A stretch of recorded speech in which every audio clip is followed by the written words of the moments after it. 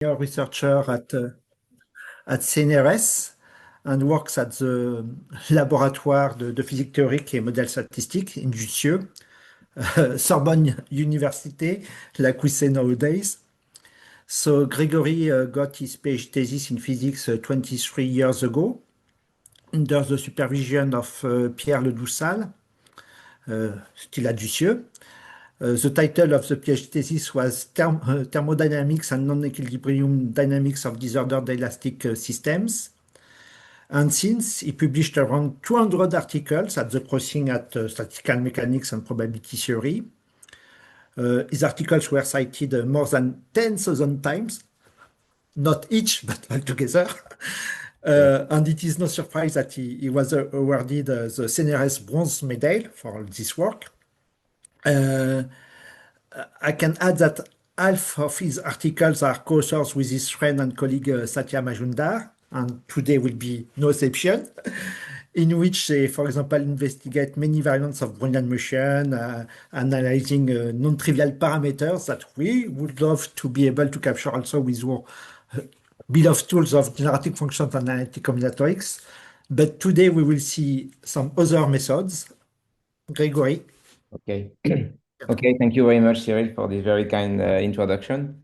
Thank you very much to both of you, Rafik and Cyril, for inviting me for this nice seminar. So, indeed, I will try to entertain you with this topic, which deals with the distribution of the number of minima and maxima of random walks and Lévy flights. I will say a word in a minute about what Lévy flights are, but you really don't need it for most of the talks, in fact. So, indeed, as Cyril said, this work was done with my friend and colleague Satya Majumdar from Orsay, and together with my colleague and friend, actually, Anupam Kundu from Bangalore, Tata Institute in Bangalore.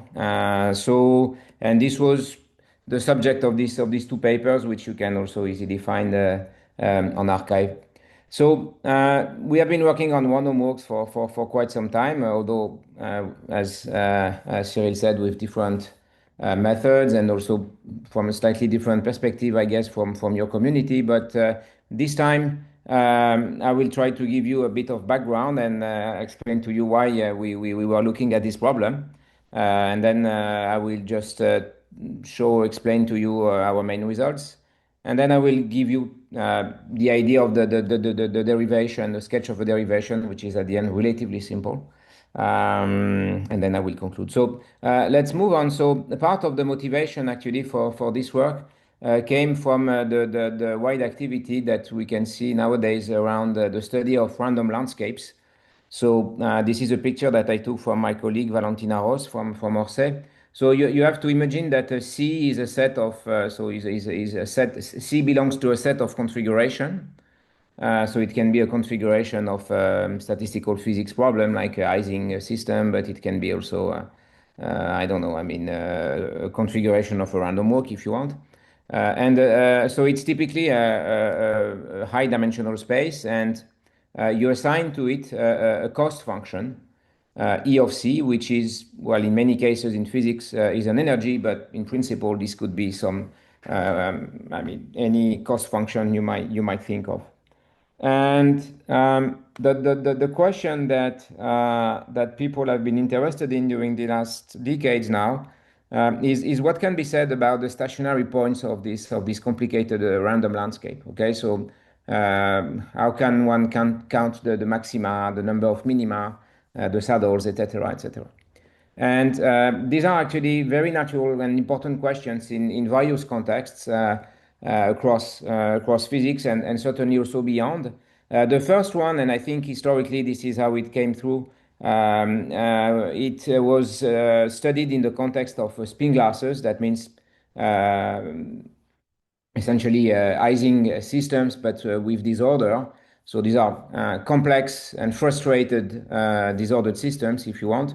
And it's nice to think of them as having a complex energy landscape, where again, if you look at the energy of the configuration, then you would think of it as a complicated rough landscape as it is like this. And so actually, I mean, many people, both in physics and math, actually have contributed to this topic during the last years. I just mentioned alphabetically some names here, but the list is far from exhaustive. It turns out that such questions also arose in the completely different context of string theory, where basically people, in particular around Susskind, who is a leading string theorist, try to estimate the number of possible vacua, which would correspond to the number of possible universe in which we are living, and this has actually driven a lot of activity in that context. Another context, actually, where these questions arise quite naturally is in evolutionary biology. So you might think of this landscape as a fitness landscape. Okay, so you want to evaluate how phenotype, for instance, is fit, and so you would like to associate a cost function or a fitness function in this case. And again, you would recognize names here both from math and physics.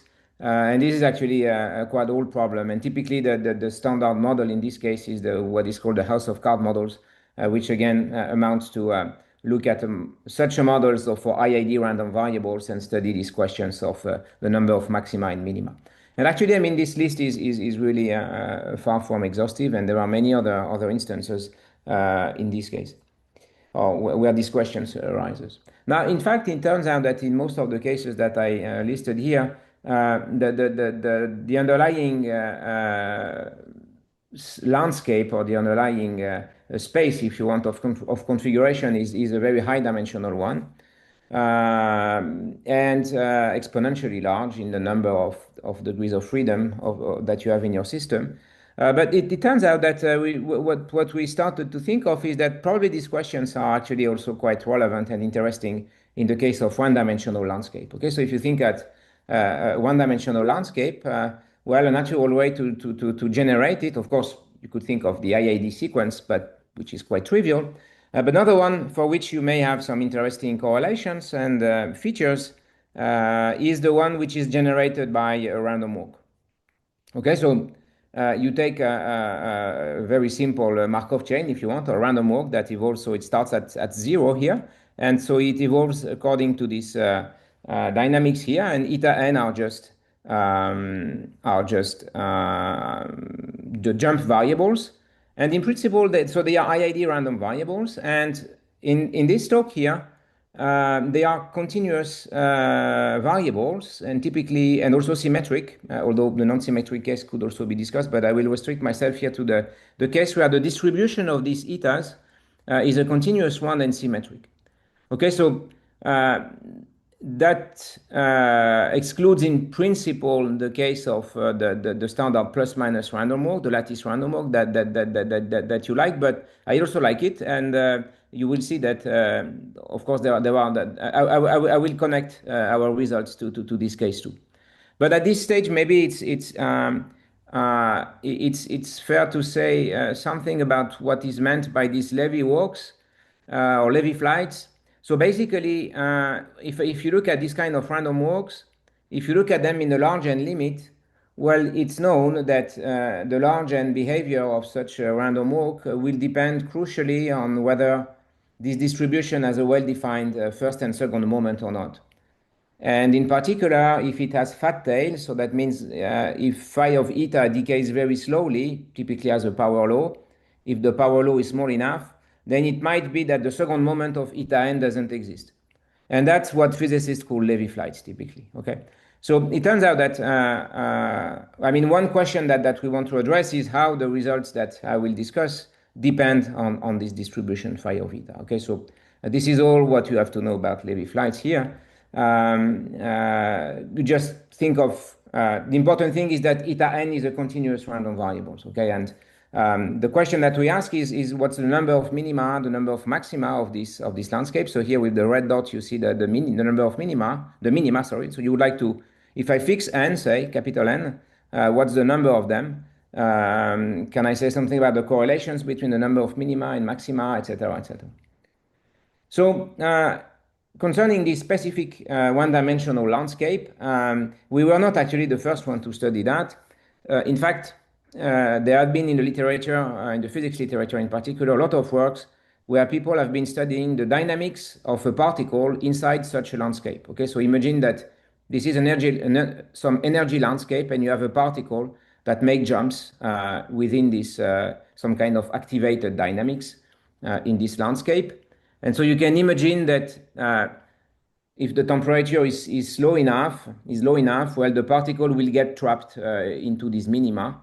And so the number of minima is a quite natural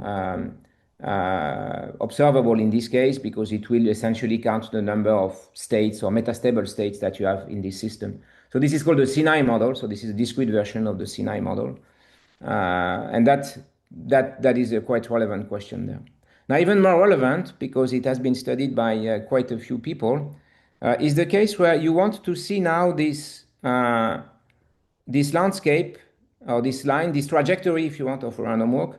Instead of viewing it as a pure landscape, you would like to see it as an interface. Okay, so that imagine that you consider the case where these etas are Gaussian random variables, while the statistics of these trajectories is basically the same as the statistics of a chain of beads connected via this elastic spring.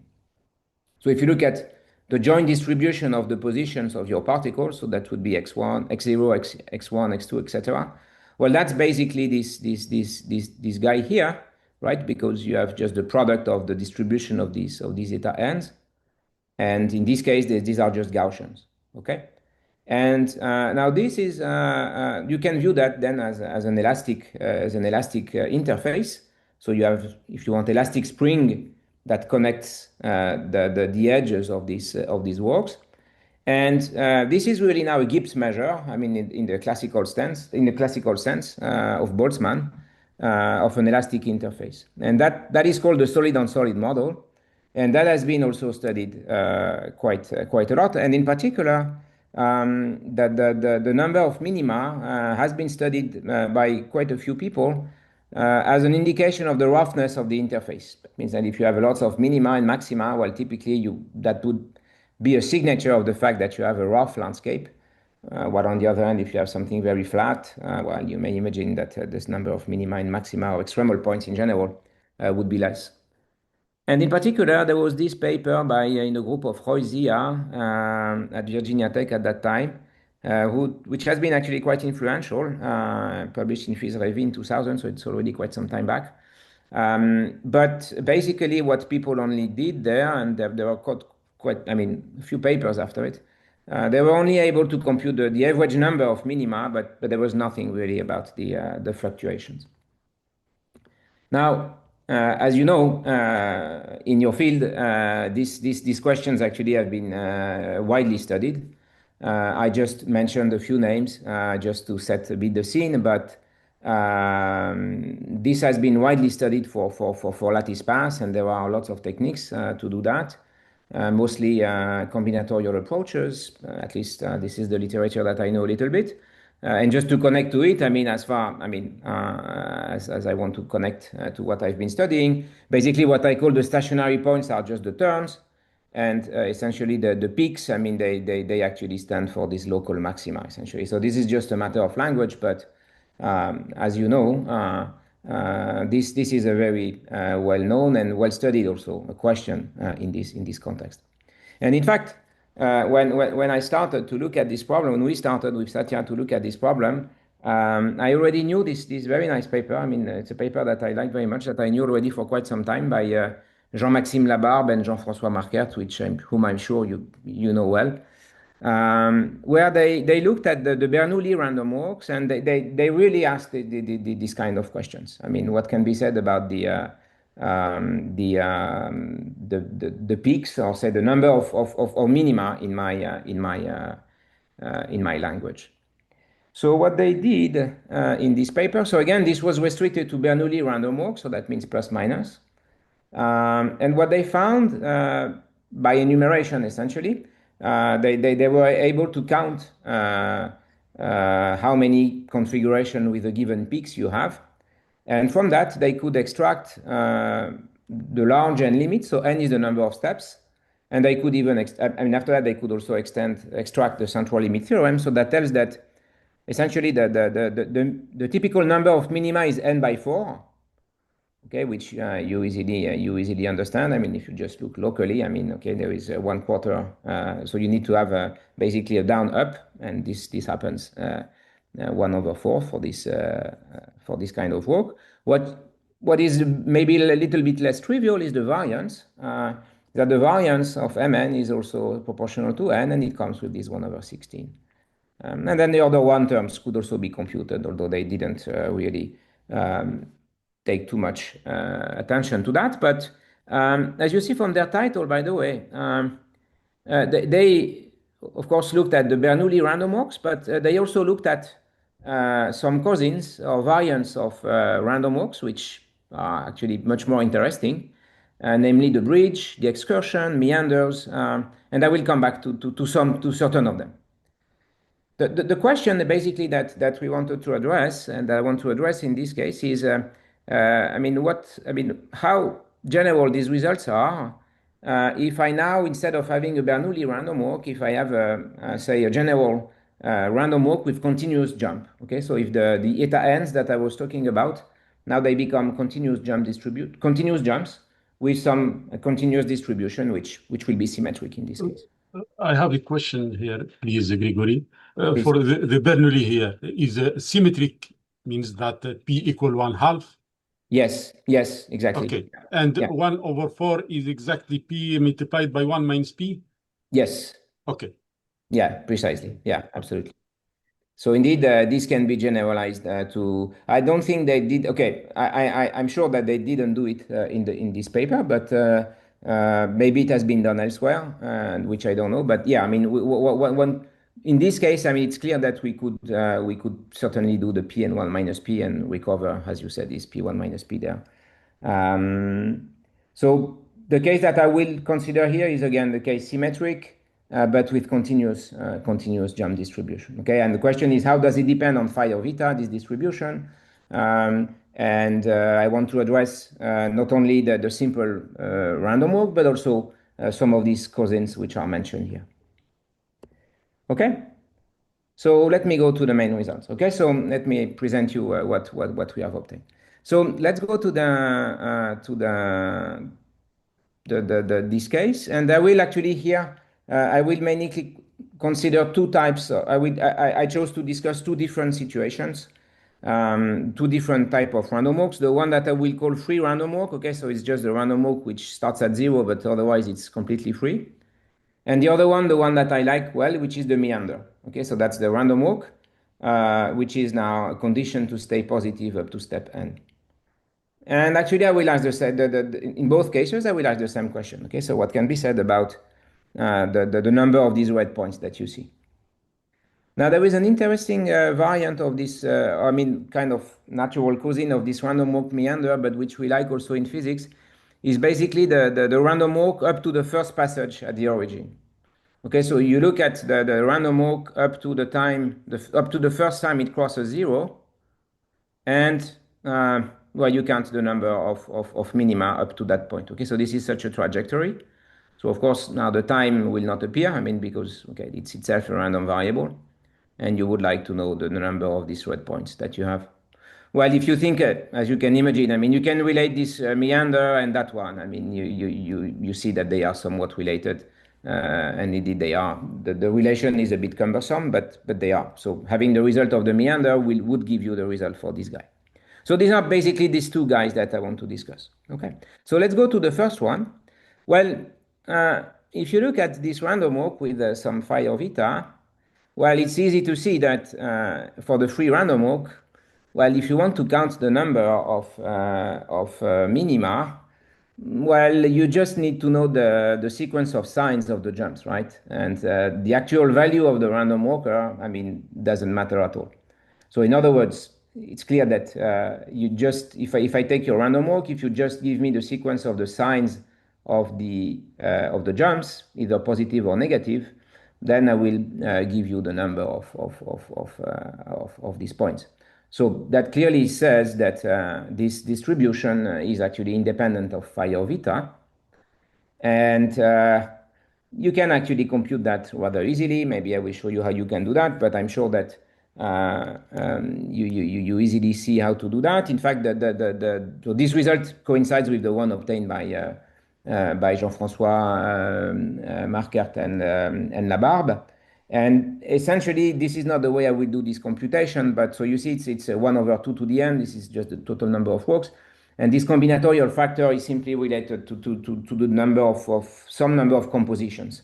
So you can just relate this to counting some ways of adding number to a given sum. And that's a relatively simple combinatorial problem, and that's the way they solve it.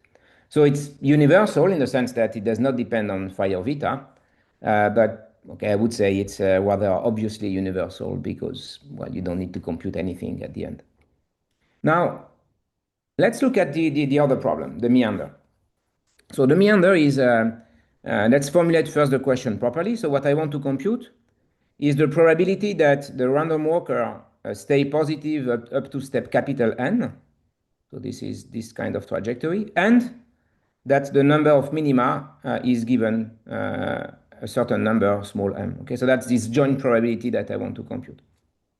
Now, what is quite nice here is that this object, in fact, you can actually compute it explicitly, and it's completely universal. So that means that it's also independent of the jump distribution.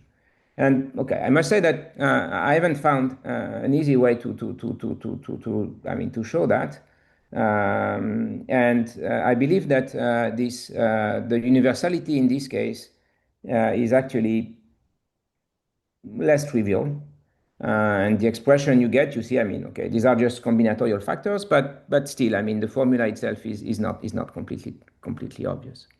Of course, I forgot to say that if you have n steps, clearly, I mean, you can't have so the number of minima is just is obviously bounded by n by 2 minus 1. Now, I'm saying that this is less obvious because, well, you see that you can view this result actually as a generalization of Sparr-Anderson theorem, because Sparr-Anderson theorem just computes for you the probability that xn is positive for all n.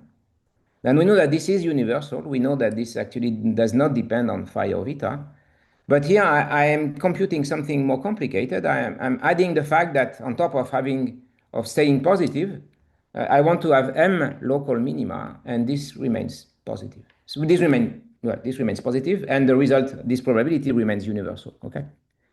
So I just wanted maybe to recall what it turns out that this is, at least in the way we derive this. This result is a consequence itself of the Sparr-Anderson theorem, so that plays a crucial role in this analysis. So I just wanted to recall what this Sparr-Anderson is. I mean, I'm sure that many of you, if not all of you, know this by heart, but I just wanted to show you some easy derivation of this, which I like very much. So what is this Sparr-Anderson theorem? It's a standard result in fluctuation theory for random walks. It deals with what is called the survival probability. So that's your random walks start at 0, and you want to compute the probability that all these points here stay above 0. And it's known to be given by this formula, which is here, 1 over 2 to the power 2n, and times this combinatorial factor n choose 2n. So the remarkable feature of this probability is that this is totally universal in the sense that it's independent of phi or vita, provided, of course, it's continuous and symmetric. And both actually play a role. And in particular, if you have the standard random walk, Bernoulli random walk, I mean, you would get a slightly different result, of course, as you know. But for this, this is totally universal. So I mean, there is a very nice way to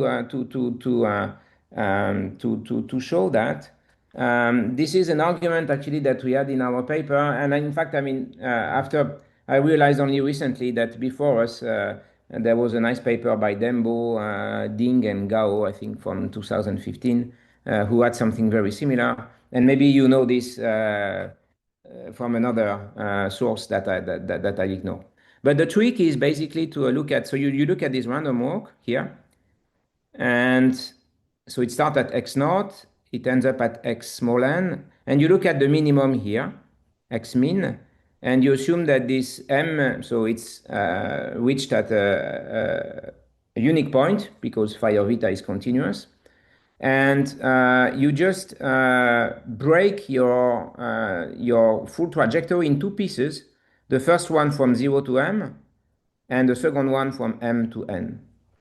And the idea is simply that well, the probability that the minimum arises at m, well, obviously is just the same as the event that x min is exactly the minimum of x0, x1, xn. Very good. And so you would like, let's compute the probability distribution of this minimum. Well, the probability distribution of this minimum, you see, I mean, I have a random walk. So these two bits from 0 to m and from m to n, well, clearly they are just independent because I have a Markov dynamics. So that means that the probability that the minimum, arises at m, well, that's essentially the probability of that part on the left times the probability of that part on the right. Now you see that on both sides, what is that? Well, this is just the probability of this left part. Well, if I look at this random walk that starts at this point, well, by definition, this part here, if I reverse the time, well, this is just a survival probability starting at this point, and I need to stay positive, so below this dotted line for m steps. So that will produce this qm. So qm is the survival probability of m steps. But if you look at the other side, well, that's exactly the same, right? On the other side, I mean, I have exactly the same kind of probability. This is just this probability that during that period, n minus m, well, I need also to survive. That means that I cannot cross this boundary here. So you have this nice product because these two bits are independent. So that gives me this probability distribution of the time of the minimum. But now, being a probability distribution, well, it has to be normalized. Okay, very good. So that means that the sum over m has to sum to 1. So that gives me this nice identity. And so then I just need to, so I have a nice convolution structure. I just need to take the generating function with respect to n. And if I do that, well, I mean, on the left-hand side, I will get the generating function q tilde z squared, and on the other side, I will just get 1 over 1 minus z. So I get this identity, and that gives me this q tilde of z, this 1 over square root of 1 minus z. So now it's easy to invert that, and if you invert this, well, you indeed recover this Spar-Anderson formula, which I just quoted here. Okay, that's the. So that's a very simple way of deriving this, of seeing the universality, say, of it. Okay, so let's go back to, I mean, and finish a little bit the exposition of the main results. So I just wanted to make this bit of flash on this Spar-Anderson because it indeed plays a very important role in the way we compute that. So we can also, as I said, look at the distribution of the minima and the first passage time. Okay, so that's something that we can compute, which is so what's the probability basically that we have a certain number of minima which is equal to m, and the probability that you cross 0 for the first time at a step capital N. And you have a nice formula for that. So again, this is a joint distribution, which is this the one which is written here. And again, this is totally universal, and this is what I would call this first passage distribution, which again, in fact, you can get from the, if you think a little bit and write the things properly, you can write it in terms of the meander. Something else that you can compute is that now you can sum over all so you have this joint distribution here, and you can compute the marginal. So that means that now if you compute over the margin, so if you marginalize, so that means if you sum over all the possible values of the first passage time, So you sum over n. Of course, n has to be bigger than 2n plus 1. I mean, this is just given because of this condition that I said before. If you do that, well, you obtain a very simple result, actually, which is the one that I wrote here. This is actually for m equals 1. One has to be a bit careful with m equal to 0, for which we get 3/4. Okay, so that's the probability that you stay positive and that you get no minimum. Anyway, this is a quite nice formula that you have here. And so these are more or less our results for these constrained random walks. Of course, in the case of the free random walk, maybe it's nice to see how it decays for large M. Well, for large M, you see again exponents which are familiar in this random walk business, which is 1 over m to the power 3 by 2, and with this 1 over 4 square root pi, which come naturally from this formula. So these are just the distribution, and just to show you that they are very different. So the left one is the distribution of the number of minima for the random walk. In fact, for the meander is also rather similar. So it's something which is a bell shape, resembles pretty much a Gaussian. In fact, in the large n limit, this will converge to a large n, which you can show. But the nice thing is that you see the different points, the different symbols, they correspond to different types of distribution. And you see, I mean, they really fall on top of each other. I mean, this is, physicists, I mean, they like to have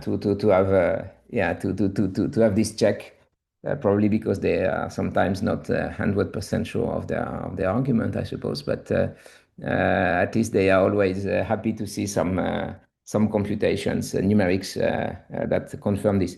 Now, if you look on the other hand at the distribution of the number of minima up to the first passage time, well, you see that this is almost, so this is in log-log plot, so the shape is totally different.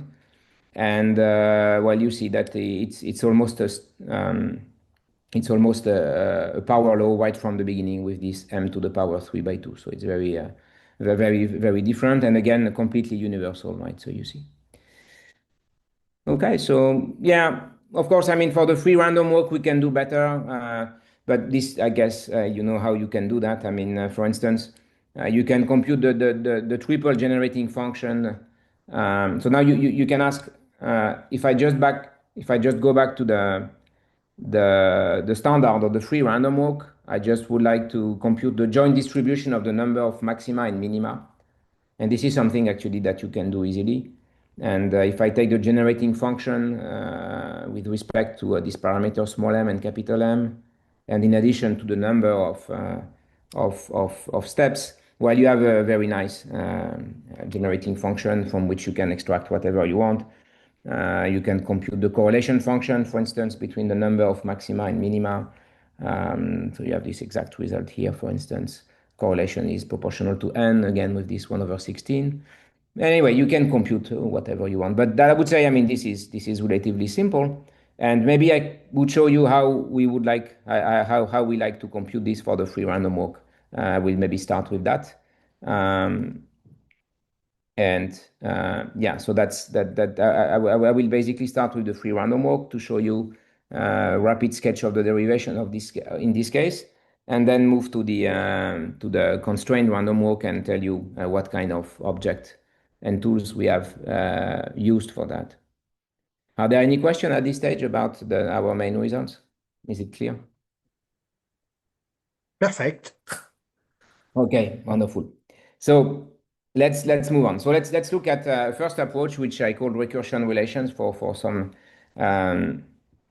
obvious reason, which is that so I want to write. So I'm looking at the moment. I'm looking at the free random walk, and I start at 0, and I will actually write what we call backward equation, in the sense that I want to understand what happens during the first step. So I will, essentially I will decompose the type of trajectories, and I will write a recursion relation by relating a random walk of size n to a random walk of size n minus 1, but by looking at what happens at the first step. And for this, I will introduce q plus and minus which both depend on m of n and n, which is the probability. So plus is the probability to have m minima and starting with a plus. So the jump is positive, and minus, which is just the converse. And well, as you can imagine, I mean, so, okay, there is a misprint here. A q plus minus random walk now becomes q plus minus. I've just left the RW, but this is really the RW which I am talking about. So it's quite easy, right? I mean, if you just look at what happens during the first step, either you have imagine that you are looking you are just doing a first positive jump. Well, it's clear that afterwards there's no way of creating a minimum. So essentially, what happens after is that either you create m minima during n minus steps you will go with a plus or with a minus as here, and this will happen with a probability half. Okay, so this first recursion relation is quite simple.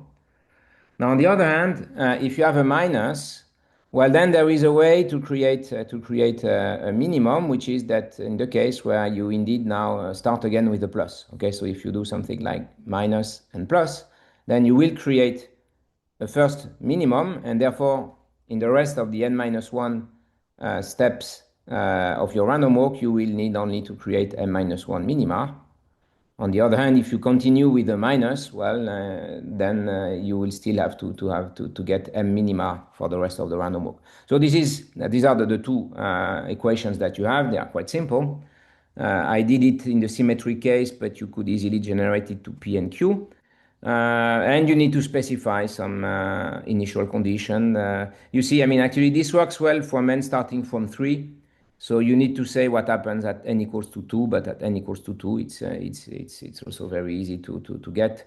You can only have either 0 minimum or 1 in this case, and you compute the corresponding probabilities.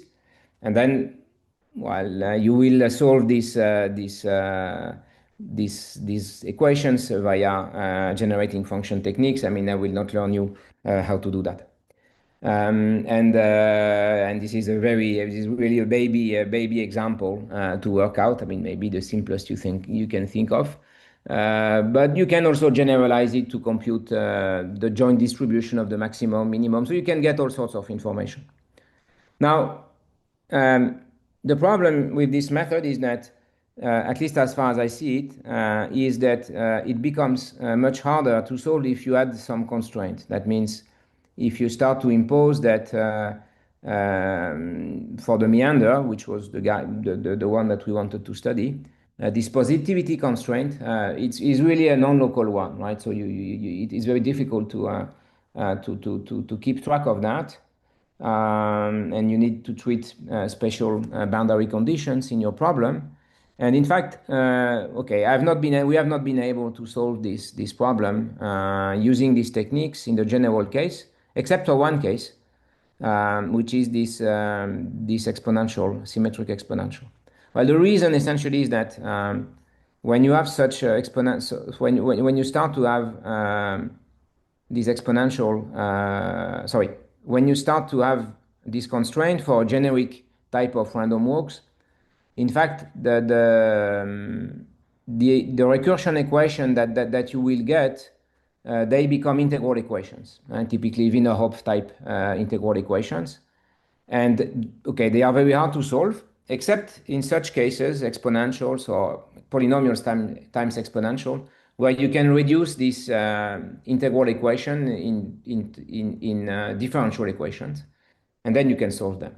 And that's what we could do in this case. And okay, at least we could get some results in this case, but that was quite restricted. So we wanted to have another method, basically. So that other method, actually, that we designed, I mean, was to essentially consider an auxiliary random walk, which is built from the one that we have. So this is the random walk. I just zoom it to have it a little bit bigger. But now the effective random walk that I'm considering is the one that joins the minima here. Okay, so That means that instead of having the full random walk at the end, I mean, the only one that I will focus on is this random walk, which starts at 0, but then that goes to y1, y2, y3, y4, etc. There are, however, a little bit of problems. I mean, some unknown, at least in this random walk, is that first, well, the number of steps of this random walk is not fixed. I mean, this is precisely what I want to compute, essentially, the number of minima. And also another question is what's the transition probability, for this kind of work? I mean, okay, you need to understand what happens. So that's what I would like to focus on for a minute, because this will be our building block. In fact, if you think a little bit and if you look at what happens between yk and yk plus 1, by definition, well, essentially you will have a succession of positive steps followed by the down steps. Okay, that's the only possibility that you may have, because you want these two guys, you want no minima to be in between. Okay, so the only possibility is just to go up and then to go down. And so that means that this is this kind of trajectories that you need to compute. So what you need to do, so on each step here, it's quite easy, because you just go up, then you go down, but then the degrees of freedom that you have is essentially the height of this, because you remember that here I'm looking at the case where the distribution is arbitrary, so I can in principle go as high as possible. Of course, it will be rather unlikely to have very big y, but still this will occur. And then I have also the position of this maximum, right, on this trajectory. But the shape is very simple. Okay, so that's something that I will call pk plus, with obvious notation, I suppose. And the same, this one will be p minus n minus k of 1 minus y2. Okay, so with these objects, well, you can compute what you want. Okay, so first, these objects themselves are quite easy to understand because they are obtained simply by convolution of jumps. And if I take the Laplace transform, well, that will become a product. And since all the steps are IID, this becomes a power k. Okay, just only on the positive side because I only have positive jumps. And the same for p minus, actually, because here they are symmetric. Of course, if they start to be, if you start to have some asymmetry, these two guys will be different, but here they are just the same. And of course, I mean, if you just integrate over all the possible values of k here, of y, sorry, well, clearly, I mean, what's the probability that I grew up only with up steps during k steps? Well, that's just 1/2 to the power k. Okay, fine. So now you see that if you know these two guys, this pk plus and p minus, well, basically you can actually you can write an equation for these jumps that I said, no? Exactly the one that I said. So it's the probability to go from y1 to y in k steps, and then the probability to go y down to y2 in n minus k steps. And basically I need to sum over k, so this is a discrete index. Well, you have to take care, k can be between 1 and -1 in this case. And then I need to sum over all the values of y. Now, of course, y, you see, because I cannot have a minimum on this interval, so y cannot go down below y2, okay? Cannot below, sorry, below y1, okay? So that has to stay below the maximum of y1 and y2. So that creates some complication in the evaluation of these guys, but fine, they are what they are. It's easy to show that this is symmetric. It's also continuous. I mean, everything is contained here. I mean, both, I think, are relatively intuitive. You can show that explicitly. And you can also check that this is normalized. Now, you see, because it has a nice convolution structure, at least in k space, so in the number of steps, I will naturally take the Laplace transform of this, sorry, the generating function of this object with respect to n. And I will define psi tilde of uz as this quantity here. And when you do that on that equation, well, you see that you will obtain this product. So this g nu z is basically the generating function of pk. There is no plus nor minus here because they are just the same, right? I mean, I have used the symmetry of the jump distribution. And this nu and nu plus u here is just a rearrangement of the integral of, it's just a change of variable over y here. So there is nothing special here. Okay, so this is it. Then it's easy that so this gkz is just this generating function. And if I integrate over x, well, it's easy to compute explicitly because the integral over x of pkx is just 1 over 2 to the k. And so that gives me this series. I will need it later on. That's why I have it. Fine. I have this guy here. So I can check normalization. So I just, in the following, I mean, normalization in the following way. There is a nice feature here that, because I will need in the following, is that if I integrate over u, well, it's quite nice because I have simply this product of these two integrals. And well, these two integrals, in fact, I can just integrate it explicitly. And I obtain something which is totally independent of the jump distribution again, and which is given by this factor. And we'll need it a bit later. Okay, so I pretend that I can compute everything. So essentially, my object, the object that I wanted to compute is this psi u of n. And I have a nice expression for this generating function integrated over u, which is simply given by that.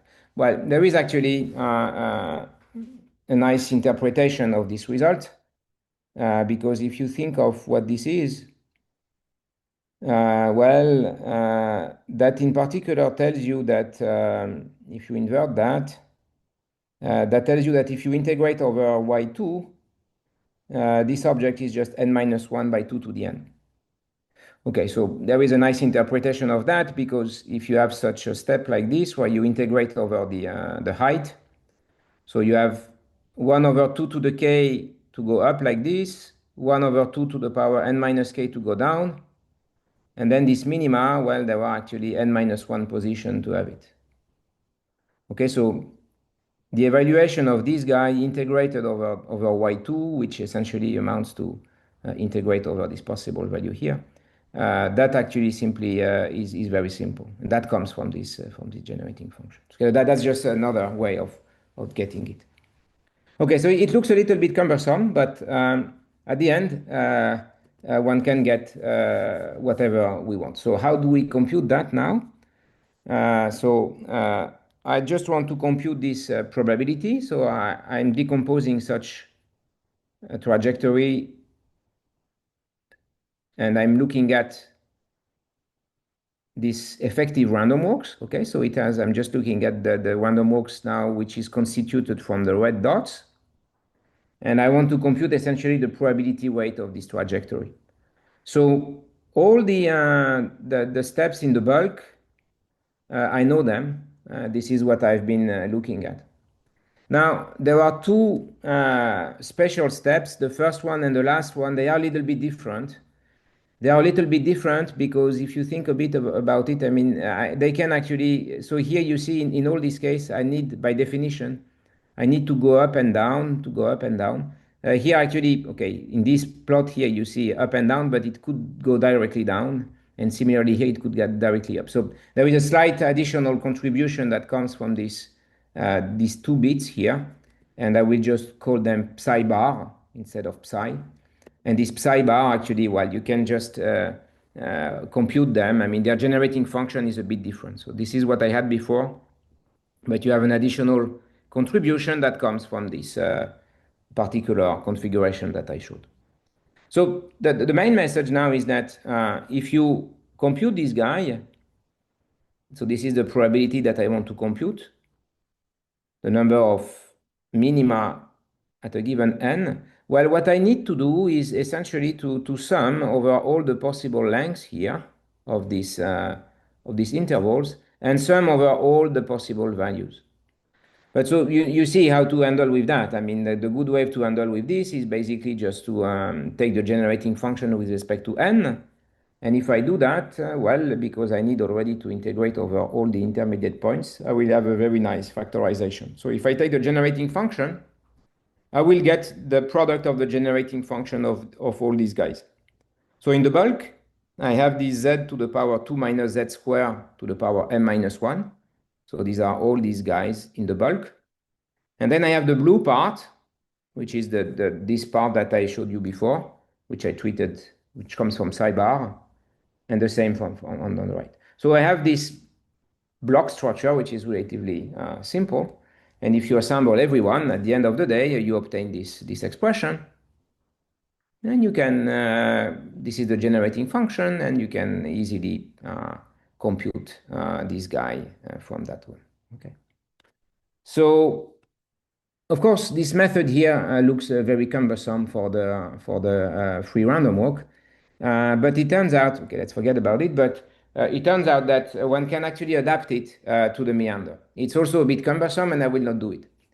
But it's very convenient, and I will just not discuss this. But this is something that we can do. So essentially, the message is that this auxiliary random walk discussed before, that provides a very useful framework to compute that. So nevertheless, at this stage, you don't see really the occurrence of Spar-Anderson universality. I just want to give you the flavor of that by looking at, because the computation is is a bit technical, at least the way we do it. I just want to do the case of the first passage random walk, okay? Because for this one, it turns out that one can actually see what happens in a slightly easier way. So what I want to do, again, this is this minima of the first passage random walk. So I want to compute, I'm looking at random walks which up to their first passage to the origin. So typically that guy. So it crosses 0 for the first time at n, and I just count the number of red points. Okay, so the number of minima, and I want to do that for any phi of eta. So that's the object that I want to compute.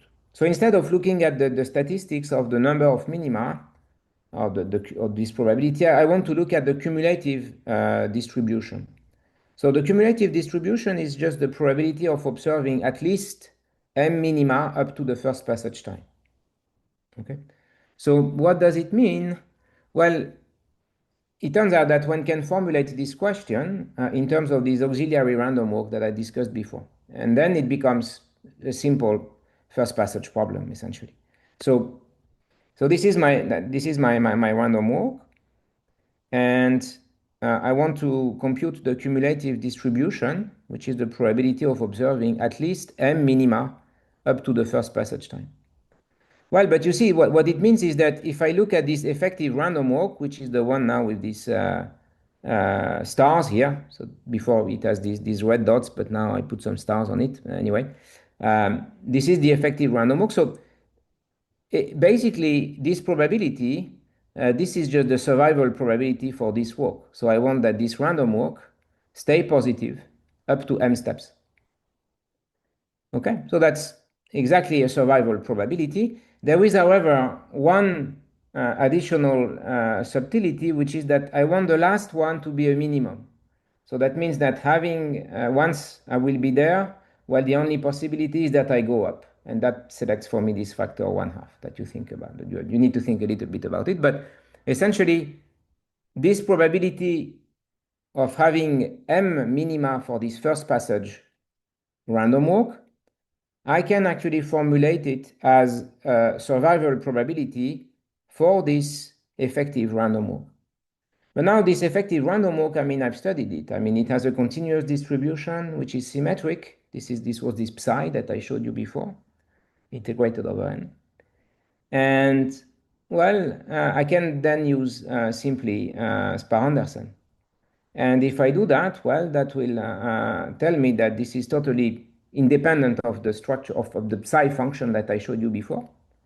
And this will be given by the Spar-Anderson result. And in fact, indeed, that's what it gives. And if you now want to compute the cumulative distribution, well, if you want to compute the distribution itself, you will have to compute the discrete derivative of the first passage cumulative, and that will give you this nice formula. Okay, so that's more or less the message. Okay, so what I showed you is that, so I will just conclude and maybe leave some open questions. Well, first I showed you that there are some nice universalities behind the statistics of the number of minima of constrained random walks. Again, the universality for the free random walk is trivial. For the symmetric one, at least, is trivial. This result for the meanders, actually, it can be naturally seen as an extension of the Spar-Anderson theorem. It's actually both a consequence of Spar-Anderson and an extension of it in some sense, which is that Spar-Anderson usually computes the probability to stay positive. Now you want to compute this probability to stay positive and having m local minima. I showed you this proof, actually, which is a way that we like to think about, but I'm sure that if you think about it, this will not be the way you will tackle this problem. But that would be nice, to have other extension of it. And there are actually several, I think, directions that may be interesting.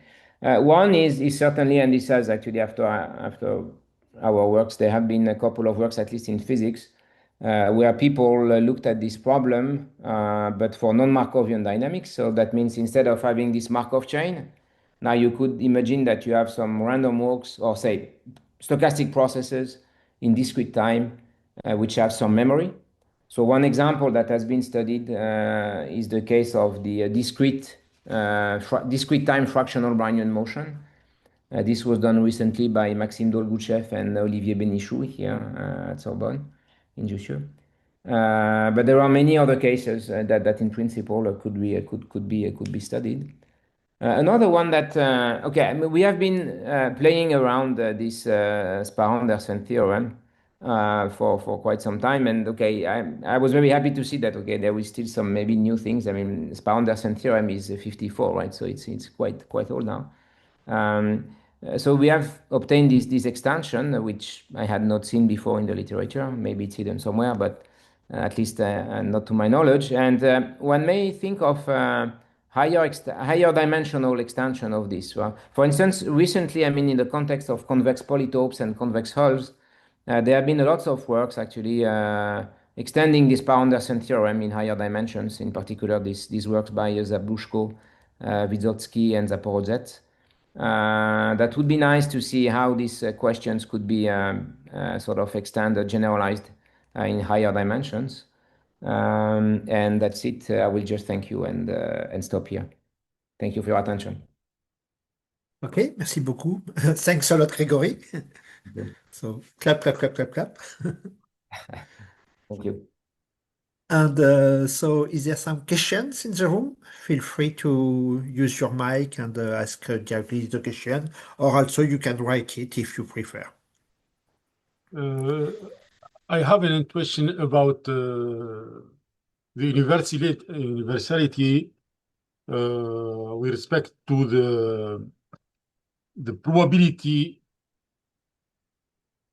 to the distribution of eta. Stems from the fact that the magnitude of the jumps does not enter explicitly into the problem. The contributions of the upward and downward fluctuations effectively compensate each other, leaving only the relative ordering of the position as the relevant ingredient. Right. Yeah. That means that's what. And another intuition or comment. Because now I am interested on the elephant random walk. Your talk inspired what I think could be an interesting research direction, studying the statistics of local minima of the elephant random walks. It would be very interesting to understand how memory affects the distribution of minima and whether any universality properties remain. Yeah, no, that would be very nice indeed. Yeah, I should have mentioned this example because, yeah, given the activity nowadays on this model, yeah, definitely. Yeah, yeah, And sure. a question, what is the challenge in your talk? You consider that eta 1 has a symmetric distribution. What is the challenge to assume that the distribution of eta is not symmetric? I think in this case, sometimes we have to replace the 1/2, which is the probability that eta 1 is positive or negative, by the probability that eta 1 is positive, by P, for example. Yeah. It is very hard to consider the non-symmetric case or... Yeah, so okay, it would be harder, but nevertheless, at least in some cases, so I couldn't show all the details, but so okay, for the random walk, for the pure, I mean the free random walk with asymmetry, I mean okay, I'm sure it can be done. Maybe it has been done already. For the constraint case, of course, it's I think it's much harder, but still doable. Doable at least for one reason that I see. So we use, I haven't seen really, but we haven't shown it really in detail, but we use quite substantially the Spar-Andersen theorem. And there is actually I mean, there is an extension of the Spar-Andersen theorem for asymmetric distribution. And it's more complicated, it's a bit more involved to use, but it could be done.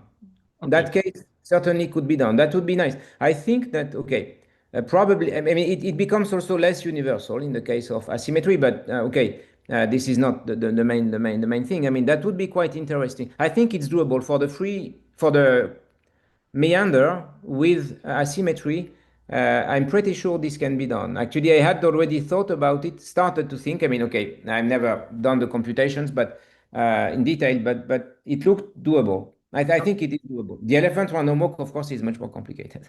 Okay, okay. But yeah, very nice. I mean, I think that the biased case, I mean, non-symmetric would also already be quite interesting. Okay. Another question, you are interested in this talk just to the minima. It is due to the fact that the distribution of eta 1 is symmetric, then the maxima has the same distribution as the minima. Yes. Okay, okay. For this reason, okay. Yeah. Thank you. Thank you for your nice talk, Grégory. Thank you. Thank you. Yeah. Yeah, the elephant random walk, I mean, that would be great. But yeah, maybe, yeah, it's true that, yeah, that's certainly the next interesting example. Okay. Yeah, actually, I forgot to say that, in fact, in the other cases that has been considered really in the physics literature, I mean, only approximations could be done. I mean, there is no exact, and there is no model for which one can do some explicit computation where you have some memory effects. Okay. Not that I know, at least. Yes, so I have possibly questions or a remark. In the case of the discrete setting, so the classical lattice path and so on. So here it's possible to handle the non-symmetric cases in the following way. So in fact, it will work not only for local minima, maxima, but for any patterns. So what you have is a type of Markov chain to which you want to add some type of counter which is following the positivity, because this is the positivity constraint of meanders, which makes the problem quite difficult. Sure, yeah, absolutely. And in this framework, then you have the so-called vectorial kernel method, which is allowing to solve the equations. And what you will get at the end is always some, if you have a finite set of jumps, whatever distribution you put on them, it's always some algebraic functions. And it's possible to prove that you will reach some Gaussian distributions and to get all the information on the average, variance, and so on. So at least in the discrete settings, finite number of steps, I see what could be the universality and so on. Then in the continuous settings, it could be interesting to check what is becoming this so-called vectorial kernel methods in the continuous setting? I never thought about it, but maybe there is one way to make it work. I'm not sure. Do you know this, or is Well, it something that you have? I know the kernel method because I know from you actually because you already mentioned to me this method. But I have never thought of. Okay, I thought so because we have been mainly, I mean, not mainly, but a lot working with this continuous type of things. And I've been wondering several times whether this kernel method uh, could have some kind of continuum limit. I mean, would that be a way to take I mean, approaching some kind of distribution by a discrete type of sets of Yes, and patterns? this But is that would indeed be what you mentioned with the Wiener-Roth type of right, equations, right. border conditions, and so on. Yeah, And it's not the classical kernel method. It's an extension to a system of equations. okay, I You have see. a system of equations, but the miracle is still there, and it's still possible to work with it. I see. That would Le- be nice actually to do to see that with this method. And also, I can advertise a kind of meta theorem by Philippe Flageolet on this type of questions, which is that for any combinatorial structure, whenever you have a parameter which is a non-degenerate stuff, it will have a Gaussian limit law. Okay, yeah. Yeah, So, so and that, here the local minima are such an example. And he was calling it the Borges theorem, like the Argentinian writer, because in the novel yeah, by yeah, yeah, Borges, yeah, the yeah, Library of Bible, you yeah, find any patterns with the yeah, probability one and so on at the limit. yeah, So yeah. it's the Borges theorem is it's a meta theorem, but it's one more example of this. It's a nice example of At this. least for this problem, I'm ready to believe that it should hold. Yeah, yeah, yeah. Mhm. Indeed. So is there other questions in the room? Can your results be extended to higher dimension? For example, Whew. d equal Yeah, to dimension 2. yeah. So that I mean, okay. I mean, the thing is that well, you mean so you yeah. So if you have a surface, for instance, the same kind of question. So the surface that would be a surface in. I wouldn't. I mean, the question is already there. I mean, I was asking this question: are there some natural Okay. extents? It's the question itself is not totally clear. I mean, Yes. of course, you Well, can have a 2D surface and ask this question, fine. mhm. But is there anything connected more to random walks and objects that are natural in the context of random walks? That certainly is an, I mean, would be natural. I mean, interesting at least. Okay. I was mentioning this. I mean, there are these non-trivial extension of Spar-Anderson in higher dimensions by this gentleman. They have several kind of papers around that, and maybe there is a way to extend this also. I mean, to add this notion of minima, which yeah, I think would be interesting. Yeah, Okay. extension to IRD is definitely an interesting question. So something which is a little bit related to higher dimensions and perhaps not fully truly 2D, but two-dimensional however, could be walks in the quarter plane. Right, Where you could look at maximum, but you allow to go backwards in one sense. right. And here, I think nothing is known on the parameters. At least, as far as I know, it's really a lot of stuff are open, and Yeah. it's not easy to get the intuition and so on. And what is more, from a generative function point of view, they have very different type of nature, but however, we believe in universality. So Yeah. all those very different types of models, they should have the same universal behavior at the end, perhaps depending on the drift or something like this. Yeah. Le- this is a kind of 2D models, which perhaps it's possible to do something on it. I Yeah, don't know. that is true. Yeah. Yeah. That's it. And from your results, can us obtain some result about the height of the random walk, the maximum of the global maximum? Yes. So yeah. Okay. So in principle, okay. But then one should attach an additional random variable, which would really Yeah. take into account the value of the maximum. So you could ask this But question. you have the Spitzer identity. Yeah. In fact, you have a lot of works related exactly to this with Bajundar and so on. Yes. Absolutely. But now if you add, I mean, this question of having, say, distribution of the maximum and the number of such maximum or maxima or minima, then that comes to a new question. But yes, I agree. That's yeah, I think that there are many interesting questions still there. Yes, the joint distribution is Yeah, joint tough. distribution. Yeah, yeah. Yeah, good question. Is it true that the distance between two successive minima, the sequence is IID or having the same distribution? Not IID, but maybe IID. I'm not sure actually, because I would say no. Because the random walk has no memory. It has no memory, but there is some ordering, right? So if you start to compute, for instance, okay, no, you're right. No, okay, sorry, I was thinking about, yeah, maybe you're right. Yes, that's, yeah. That certainly is true. No, you're right. Yes. Yeah, that may help. That's true. Okay. I have possibly another questions. The trick that you use to look at the how to say the sub random walks of the minima Yeah, and so on, right. what I could call the spine of the true random walk. Okay, yeah. Is it introduced by you or was it already used in some other articles? And I mean, we used it. We used it.